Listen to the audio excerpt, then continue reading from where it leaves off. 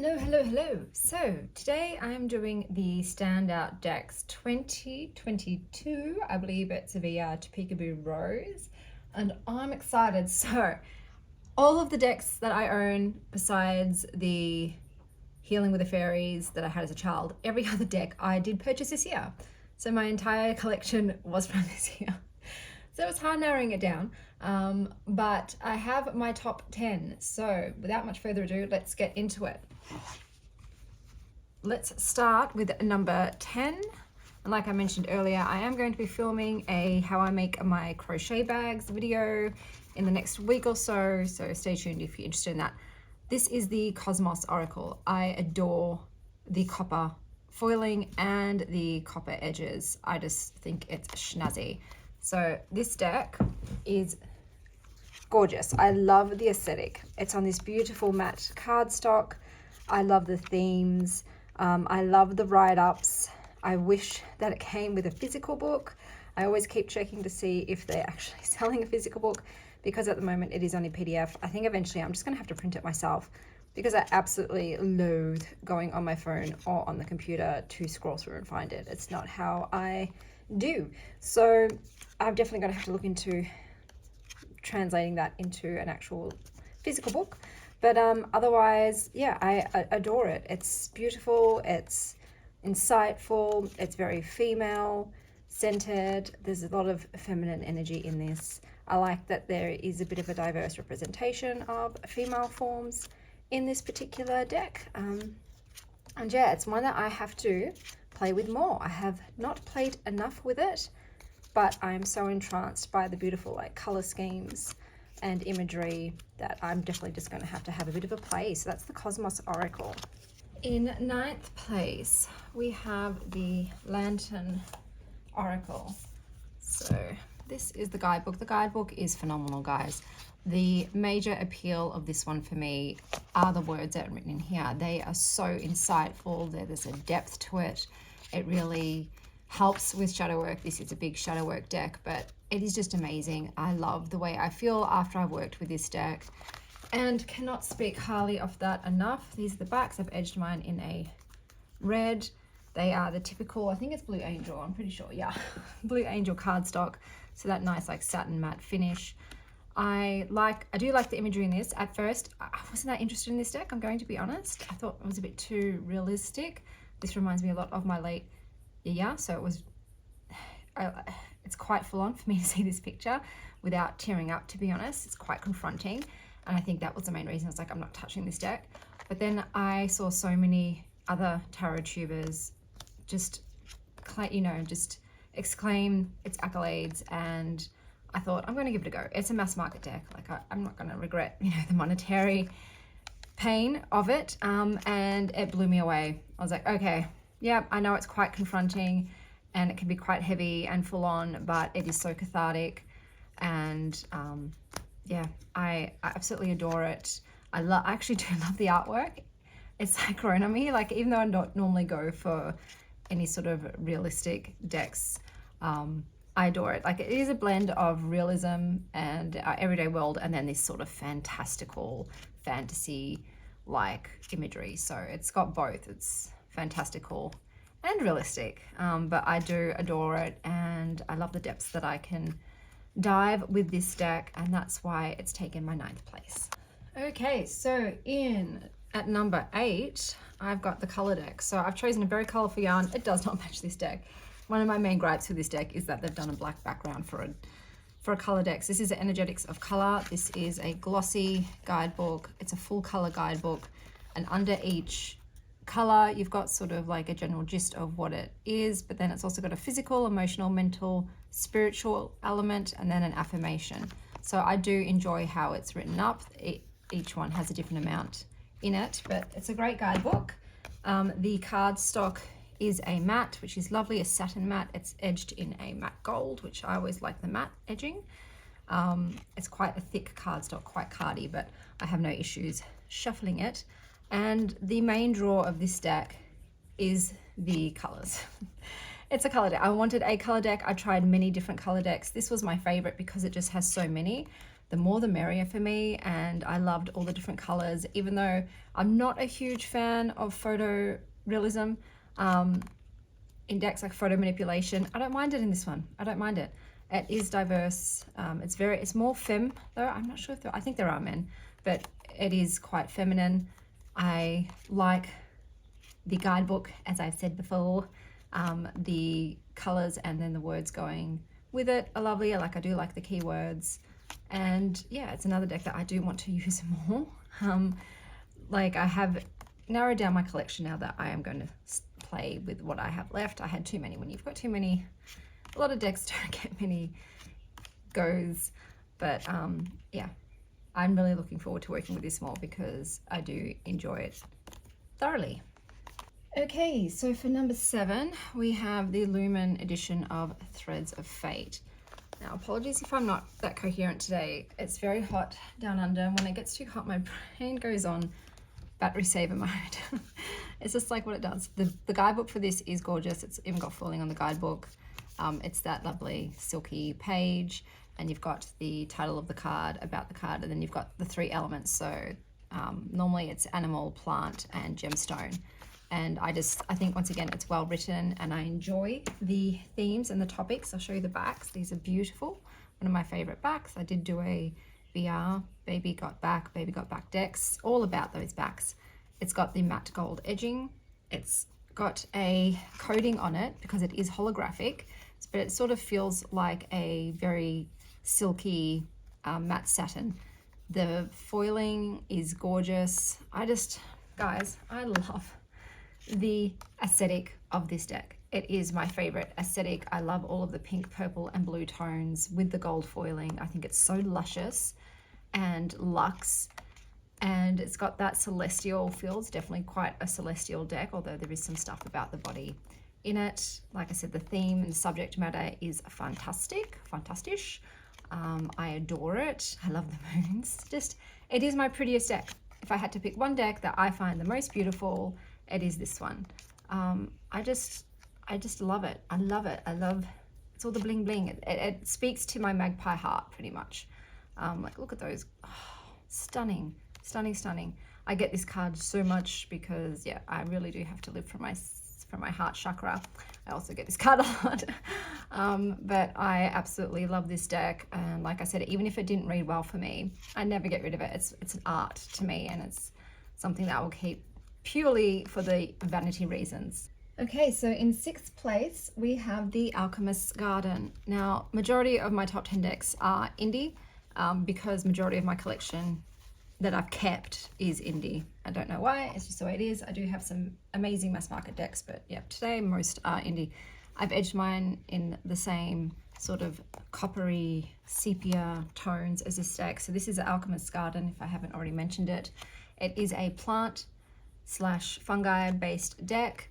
For this, it is the guidebook. I haven't got it right now. I'll go get it. So this is the guidebook. It is pretty big. You've got the name of the plant, the Latin name, the tarot association, some keywords, a description, and then this is all about the plant. This is phenomenal. This is so beautifully written. Like I said, I think the author should write stories, be a novelist, because her descriptions in this are glorious, and I absolutely sink into them. It is, like I said, outstanding, and it's the main reason why I got this deck. Whilst I like the aged look and sort of like the botanists, it's almost like, yeah, a botanical journal sort of sketches. I love the guidebook the most. I also do like the plants that they've associated with the tarot. I think they've got an excellent selection of plants, stuff that you don't normally see. When I say sunflower, that's so normal, but plants you don't normally see in a lot of plant decks. They really just went beyond the box, outside the box with what they chose, and I love that because I am a plant lover, and I like to learn about plants and how to use them and the energies that they have, because I believe that all plants have like spirit, their own energy. And yeah, this deck is amazing, and I'm very happy that I got it. It's not a very popular deck. I don't think I've ever seen it anywhere else on YouTube. It is from New Zealand, which I'm always happy to, you know, support our brothers and sisters over there. But yeah, I absolutely adore this deck. Okay, in number 5, in the 5th spot, 555, Chanel number 5. I was actually named after the perfume because I was born at 5 o'clock. Some little facts about myself. So this is the True Black Tarot. This is the guidebook. It's pretty decent. It's not really extensive because it's so small. You've got the name of the card, keywords, you've got about the card, and then you've got this gorgeous extra about the artwork, why they've chosen the artwork, what's in it. There's a lot of like historical facts in this, which I just eat it all up. So I do love that element. These are the backs. So they've got some embossing. They've got matte black edging. It's a beautiful luxe rose petal, like gorgeous, but it doesn't stick. So it's a rose petal that shuffles so gorgeously. It has a beautiful sound when it's shuffling. I love the imagery in this deck. Someone once said that reminded them of angels, and now I can't not see that. I do get that sort of angelic vibe to it. Oh, look at that little guy. It just makes me happy. If I could only have one tarot deck, it would be this. Look, and that's saying something because the guidebook isn't fantastic. And majority of the reason why I pick decks is based on the write-ups. I'm all about those written words, but this one is just, there's something about it. It just takes my breath away. Like, look at that. There's also embossing on the cards, and I just think they are stunning. There's like an ethereal like quality to this as well. This is definitely more of a shadow deck for me. The write-up is quite sort of more skewed to the serious and somber. So I will say that there's not as much light in this deck, but I don't care, bro. Like, seriously, once again, this is another deck that I could just keep for its beauty alone. It doesn't even need any more substance than the prettiness. I just love it to bits and pieces. It is probably one of my most pippish decks. This has an extra card, a nunt, which I think is fantastic. I love it when creators add an extra card in their decks. I'm always fascinated to see what they go with. But I've lost my train of thought now. But yeah, this is just phenomenally gorgeous. And, you know, even though it is pippy sometimes, I don't care. I love it so much. And yeah, it can be quite graphic, like I said. It's not afraid to go there. But yeah, obviously the court cards and the major arcana are my absolute favorite. I just think they are sublime. And yeah, cannot rave about this enough. Okie dokie smoky. So in 4th place, we have the clearing cards. Now these were quite a surprise. I was not expecting to like these. So let me just get myself sorted. This is the booklet. It is on glossy paper. There's no pictures.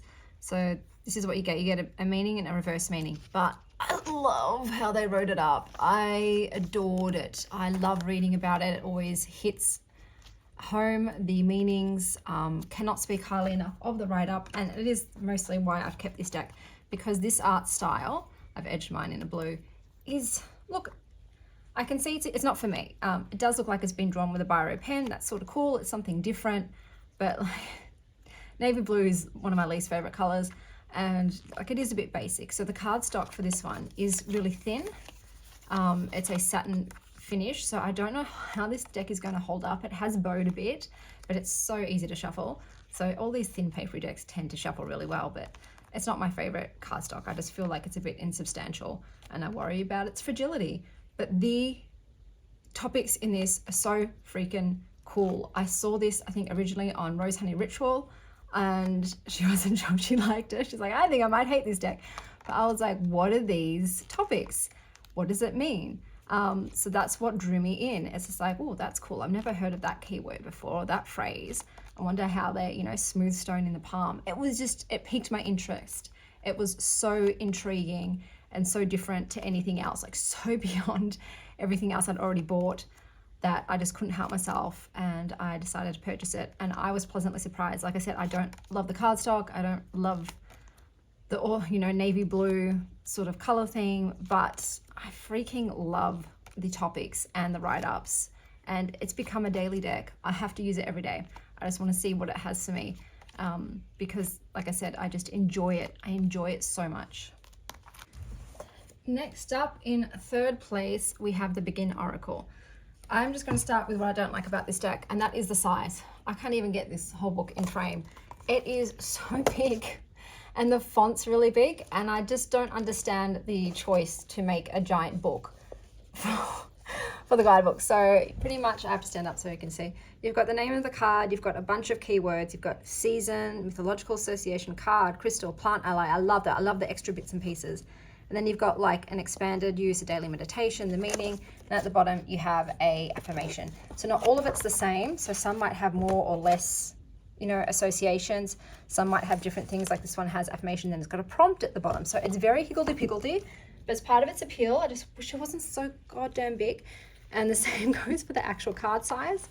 Once again, it's just so hard for my hands to cope with the size of this deck. So there's the deck.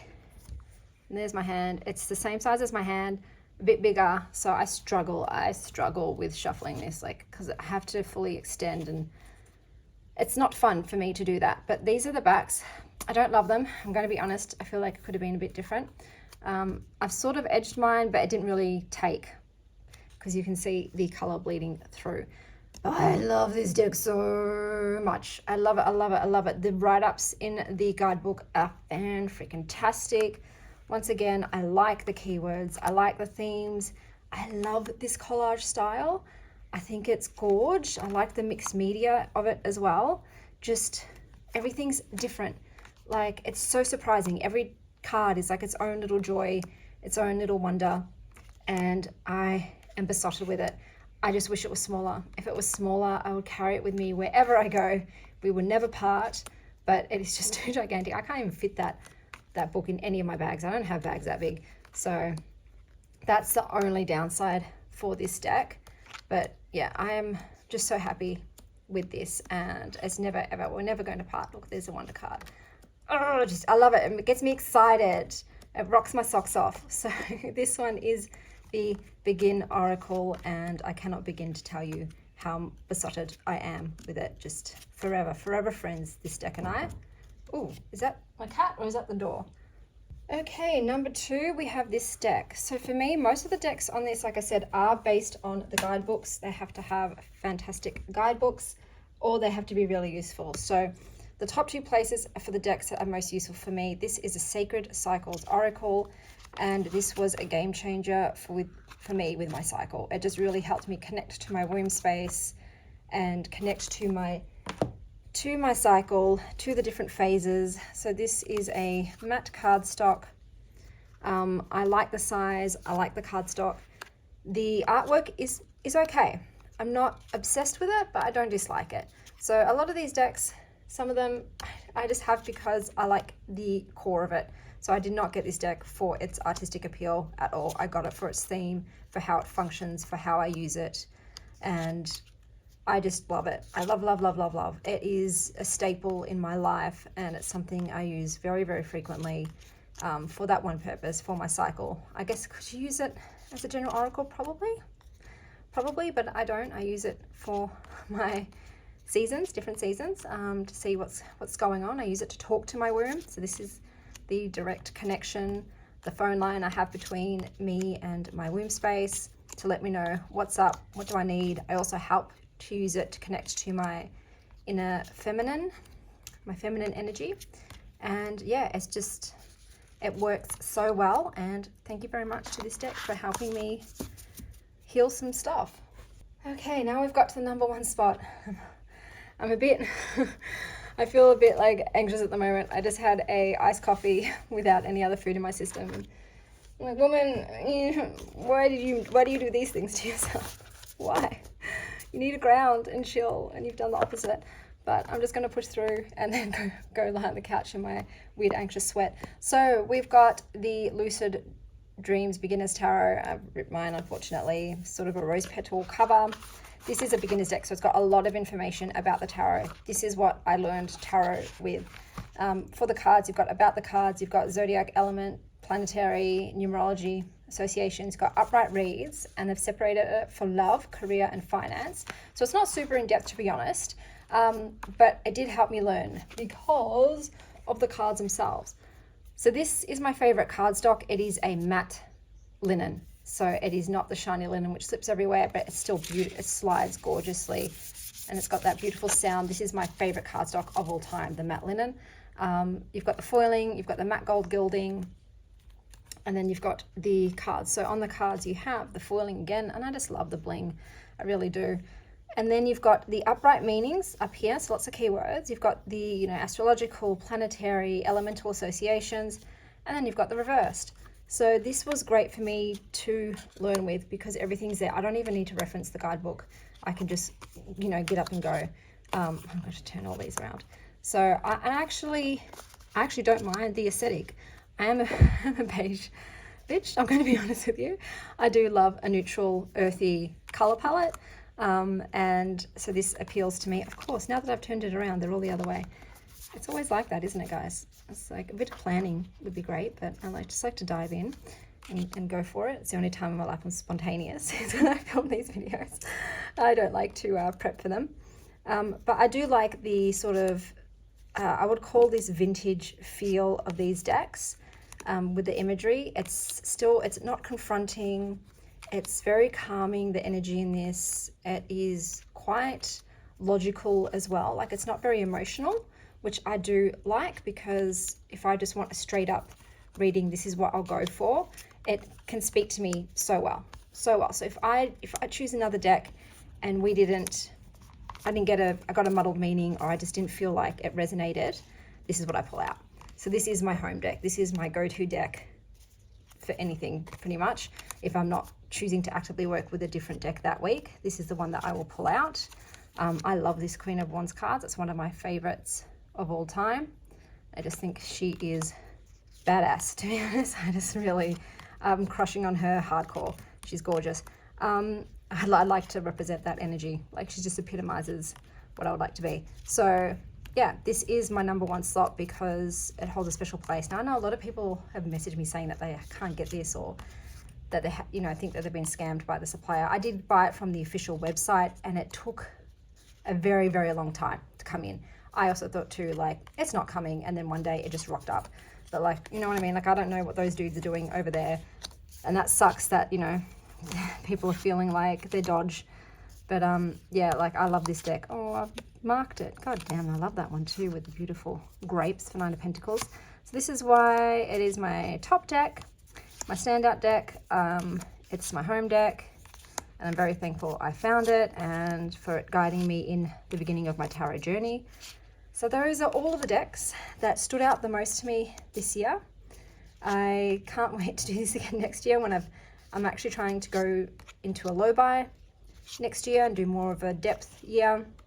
And what I have, since this was the accumulation year, this was my intro to tarot and oracles, and next year will be me settling into my practice and my decks that I currently have. So I hope that wherever you are having a wonderful end of the year, and as always, stay wild, Star Child.